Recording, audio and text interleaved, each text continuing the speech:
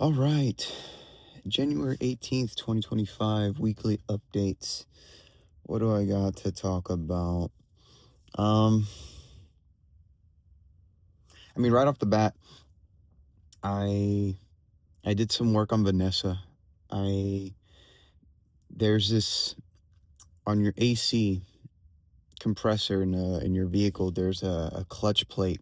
There's like your AC unit, and then there's a clutch plate. And when you click your AC to turn on, that coil magnetizes and pulls that plate in. That plate then causes the pulley to start spinning, and that's what actually turns your AC on. On my van, on Vanessa, that plate fell off. So I had an AC compressor and it worked and everything, but when I would turn the switch for it to go on, it wouldn't turn on. So I had to replace that. I bought the part back in like November, but it's cold and it's cold already. You know, it's cooled down. It's not the summer. So I hadn't really had like a huge need to have working AC. So I finally took the time and installed that plate. Didn't take long at all. Um, but I got working AC now because of that, even though it's still cold out, but it's ready for when it starts to get hot, which is nice. And then I also installed some curtains in Vanessa. You can't see them, but I got two blackout curtains. I'm looking at them right now. And they're over there. Main reason why I put them in, is because at night there's this one little spot. I have these um, windshield. It's like the silver thing that you put over your windshield to keep the sun from heating up your car so much. I forget what they're called. I'm blanking on the name, but I have one for Vanessa, and it fits perfectly into the windshield except for this one spot above the rear view mirror, right? So it's kind of like a U, like that, and then where that U is, that spot, it's not covered. So when I go to sleep, I have to sleep with like a bandana or a beanie on over my head, to hopefully not let the sun wake me up when it comes through in the morning. But then the other side of that is when I'm in here and I have the lights on, you can definitely see through that one little spot, if you're like driving down the road or if you're walking down the sidewalk or whatever, you can definitely see it. So it's always been a little annoyance. Um, so I tried covering it is in a few different ways, but the curtains, I used them for the first time last night, and they work amazingly, because once I put them down, the entire cabin living space is completely like blocked in terms of the light. So I have total light privacy, which is to say that if you're walking from outside, if you walk by the van, if you drive in front of the van or anything, you won't see any light from in here from the lights, which is really, really nice. It's weird, as simple as that is, just the knowledge that I know no one else can immediately see or tell that I'm in here. It's comforting. It's comforting. It's like, like I got privacy now. I got some privacy. I don't have to worry about that. Not so much that I worried about it before, but it's nice. And then when I woke up this morning, um, yeah, the curtains are blocking out the sun, so that's awesome. So I'm not getting hit with light, so I sleep better.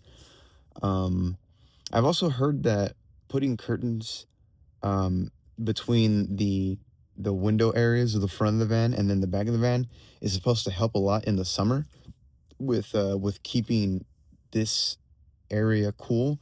It makes sense to me because I understand that when you put that curtain, you're basically building an air gap of space between the air of the front cabin with all the windows and then the back area here.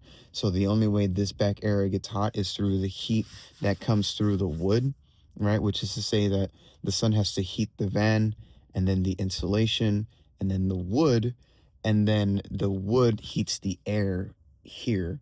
Um, and then and then from there, this air here gets hot at a much slower rate compared to the front of the van. Um, I don't know that yet. It makes sense, but uh, time will tell come summer if having those curtains really does make a huge difference in terms of keeping Vanessa cool in the morning when I have to get up. Because yeah, I know when it gets to be about 11 in Texas summer, it's time to go. It is time to go. It starts getting hot in here, and I'm like, all right, we need to get up. We gotta go. There's no more like taking our time or whatever. It's like go. Um, so if having those curtains, actually, if those curtains will buy me even just 30 more minutes, like of keeping this area cooler than the sun area, the front area with the sun, that'll be amazing. Even if it's just 30 minutes, but we'll see. We'll see. So, hung those curtains. Other reason why I want those curtains actually is when I'm doing my podcast in here, um, it's going to be the backdrop for my guests, right? So they're going to be sitting over there, and instead of having the backdrop being, Vanessa's, dashboard and the wheel and everything like that, which it probably would be fine. Um, but quite frankly, it's not very aesthetically pleasing. And eh, put the curtains down. Every other podcast, everywhere, they have curtains, right? It just makes sense. It's a nice clean look. So put the curtains down. That's the backdrop for the guest. I think about putting curtains like right here, but all this, honestly, I feel like all of this is okay. Like my bed and everything, as long as I put it together and whatnot, I feel fine about it. Um, I could put some curtains like right here, going across like the back. But I don't know. I would be blocking off the lights going to the back. I don't know how much the lights back there add to lighting this space. Part of me feels like they have some effect, absolutely. I will say, since I started doing these weekly videos, it's a blessing to have the lights set up the way they are right now, because I didn't really realize it at the time, but these lights are perfect for lighting video. Like I'm lit 360 degrees all the way around. So you don't, there's no hard shadows on my face, right? Like if I turn like this, there may be like a few shadows right here, but just something that I've observed from editing the videos when before I put them on YouTube, that I'm just like, dang, dude, I'm really happy with the lights. Like these lights they're perfect. If I just did like a few lights here and there, um, it wouldn't be as evenly lit. So if I put a curtain right here, I'm cutting off the light source like right here, and so I can imagine not having any light coming from behind me and just having like a curtain right here. It would make something would get darker. I can't think through like I can't really necessarily picture it through the top of my head, because there's a combination of the curtains, to color the curtains, the reflection of the light off the curtains, what I'm wearing and everything like that. But off the top of my head, I would say I'd have harder shadows like behind me, definitely. Like I'd have a harder shadow behind me. Um, but I don't know. I may also just leave it like this, and it's something that I don't really even need to think about. So who knows? But yeah, those curtains, I'm happy with them. They've worked out well so far. The one day that I've used them. Um, I also been studying the menu for work. I made some flashcards. These are my flashcards for work, and I've just been going through them one after another, just drilling to basically get the ingredients for the different menu items memorized. Um, they've been working really well.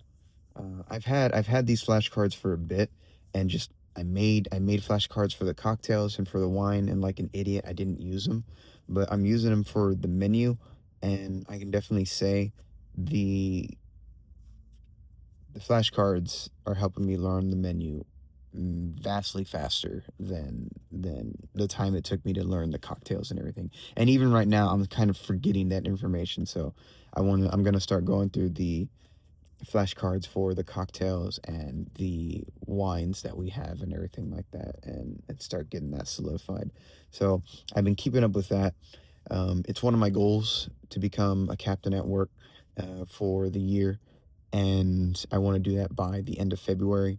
And so, um, got to learn the menu, and every week since the beginning of the year, I've been setting a goal for myself that, like, all right, I need to study the menu an hour a day, 5 days a week. So uh, I didn't really get the chance to do it one day this week, unfortunately, because because uh, Wednesday Wednesday actually I had a flat in Vanessa. Well, let me finish this up before I get to that. Um, studying the menu, studying the menu. Want to study it 1 hour a day, 5 days a week, and so uh, that's been cool. And yeah, I mean, I had a flat. I had a flat. It sucked. Thankfully, it happened when I was at my sister's place, so I was able to take care of it and everything like that. And my dad, he had uh those flat tire kits where you can like fix a flat tire. It's like you puncture it, you make the hole a little bit bigger, and then you put like this plastic thing with like rubber cement, and you insert it into the hole, and then you just leave it alone. But so fix the flat at my dad's place, or my sister's place with the help of my dad. And then the next day, I drove off, did my thing, and then the next day I wake up and I drive, and there's a flat again on the same tire. And I was like, holy crap, what, dude? What's going on? And come to find out, there were two nails in the tire, not just one. And so I pulled over on the side of the road. It took like an hour, honestly, um, because I had to inspect the tire to find where the nail was. Because the first one was very obvious. It was like off on the side. The second one was harder to find because um, it was like in the actual tread. It's like you've got the side of the tire, then you've got the tread of the tire. And so the first one was on the side of the tire. The second one was actually in the tread of the tire. So I had to go with my phone with the light on, and then like look over all the tread all the way around, on both sides, and really like look for it. And like the tread has like those gaps in between. It was like in the gap of one of them, so it wasn't immediately apparent. But I saw it. I felt it. I'm like, I'm pretty sure this is it. And then I got some needle nose pliers, and like I poked at it and tried to move it, and it was the nail. It was completely flat with the tread, so I kind of had to like get the needle nose pliers, and find the edge of the nail and pull it out.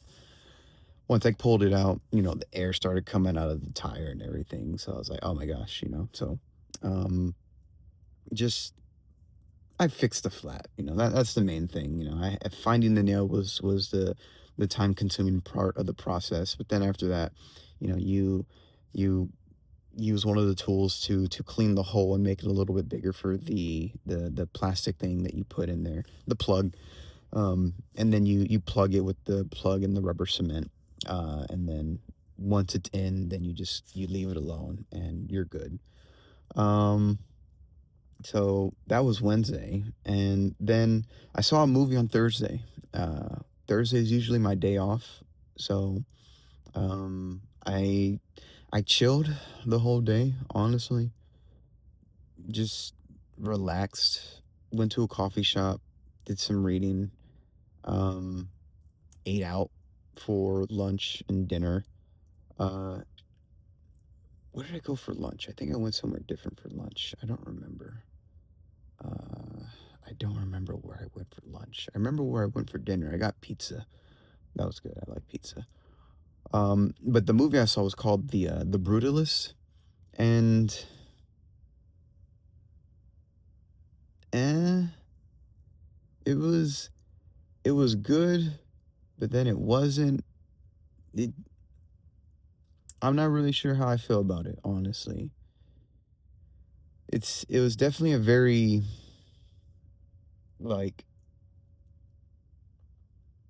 it was a very not artsy film. It just I don't know. I wouldn't recommend it to people to watch, honestly. It's 3.5 hours long for one. It has a 15-minute intermission, so it's actually 3 hours and 15 minutes long, but it's still a very long movie. Um, and I just want to watch a movie that started at 9 because once I got out of the movie, I was gonna come back to Vanessa and just go to sleep. But it's it there were some things about it that I liked. There were some things that I was just like, what? There were some things that there were just some things that didn't make sense. And I'm like, I don't quite get it. Like I get it, but I don't buy it, right? So it just it had a plot, it had a story, it was coherent, it made sense. I didn't buy it. I didn't buy it fully. Um the gist of the movie is that it's about an immigrant. It's about an immigrant who comes to America to basically start a new life. And the movie tracks this guy's life from when he gets into America um, to effectively when he becomes an old man. And the movie, all the way through, is you watching this guy try to get acclimated to living in America. And in the process of doing that, he, in a way, becomes, and I don't know if this movie's necessarily trying to provide a commentary on what the writer thinks of about America, but in trying to get acclimated to America, he becomes corrupted by America. And I like that idea. What I thinking about it now, what I didn't like was how little time they spent on that. Cause so much of the movie is him getting acclimated, getting adjusted. His wife and niece come over and join him partway through the film. So then that adds in another dynamic to the movie, which which was interesting. Um, but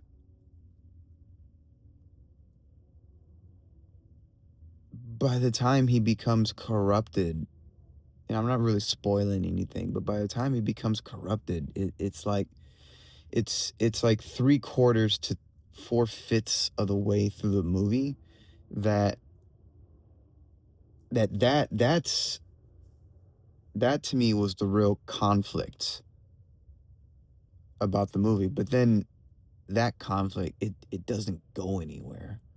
So it's like, really? Like really? Because otherwise, I don't see what else the movie's about. That's the thing. Now that I'm talking about it, I don't understand what's the point of the movie. Um, like I get it from a commentary standpoint about immigration and immigrants or foreigners, right? Like I read the Bible a lot, and in Exodus, which is what I'm reading through right now, you see it over and over and over and over again. You know, um, be kind to the foreigner because you were foreigners in a foreign land, or you were foreigners in Egypt, right? Um, um, do not push away the foreigner because you were foreigners in Egypt, right? Um, just over and over again, like be kind to foreigners, right? Like be hospitable to foreigners because you too were a foreigner. Um, and I mean Moses, if I remember correctly, Moses is a foreigner in a foreign land, right?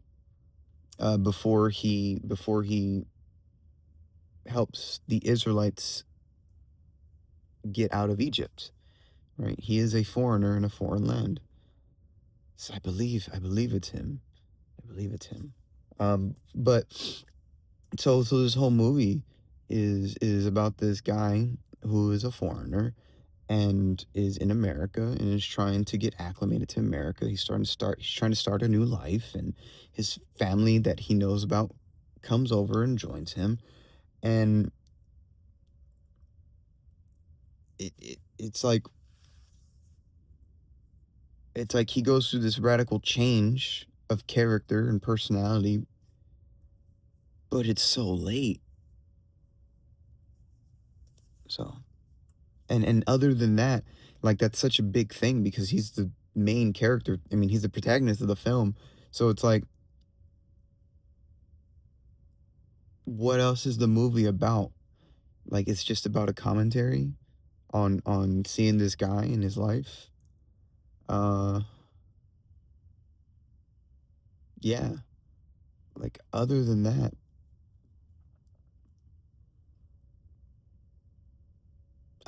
the movie is too it's too, I say, artsy, right? You could also say elitist, right?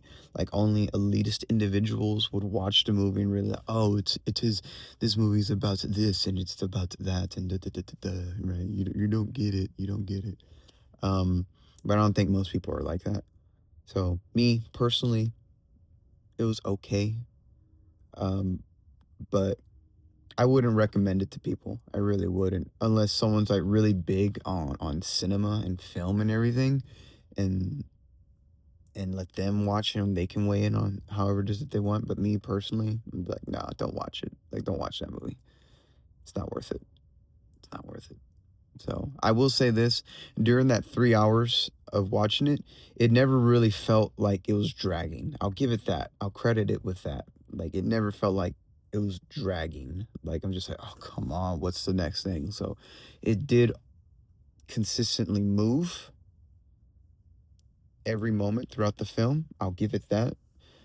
So the writing made sense sensibly every moment along the way.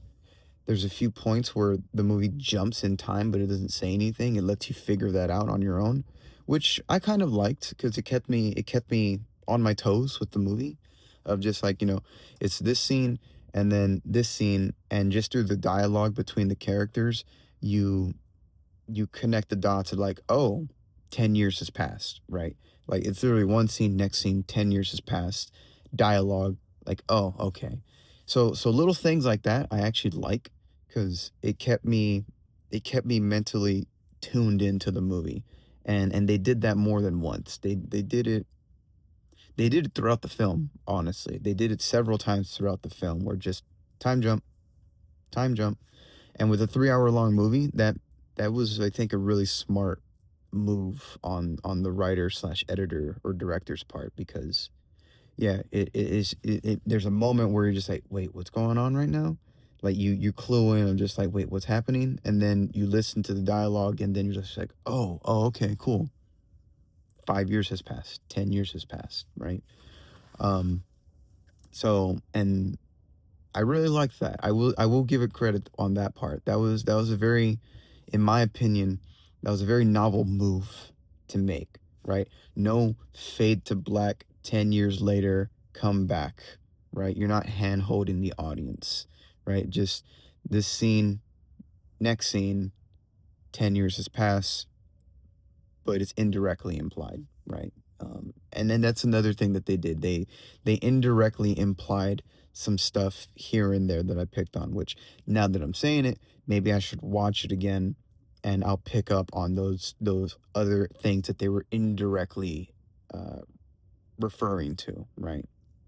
So, um, but all that to say, I don't know. I still wouldn't recommend people to watch it. Like if you have to, in my humble opinion, if you have to like think this much about a movie to rationalize why it was a good movie, it was it just it was trying a lot and doing a lot that wasn't immediately apparent, right? There's a gauge between being artsy and then being informative and finding that sweet spot in the middle. You're too informative, that's boring. You're too artsy, people don't get it, right? So you find that sweet spot in the middle, and then you've got an artsy film that people can immediately uh, interpret and then appreciate, right? And all art does that, right? That's the difference between noise and music, right? Uh, is that noise is just randomness. Music is taking that randomness and putting it in a repetitive pattern that people can appreciate. Same with art. Same with comedy, right? Something's funny, but it's funny because there's like a dark side or there's a victim, but you go too far and now you're figuratively speaking, you're punching that victim, like you're hitting them harder. You're coming off as mean and not humorous. That's the difference. So I don't know. I saw that movie. It was okay. Um, dang, 27 minutes went on a little longer. Yeah, I like movies. I like movies. I really do. Um, so oh well. But all right, this went on longer than I was expecting. I don't know who watches this, but whatever. Um, that's all. That's been this week. Thank you very much for watching, whoever you are. I don't think anyone watches to the very end. I checked the YouTube algorithm, the YouTube analytics, and most people tune out about 15 minutes ago. So it's all good. But thank you very much for watching. Like and subscribe for the algorithm, and have a good day. God bless.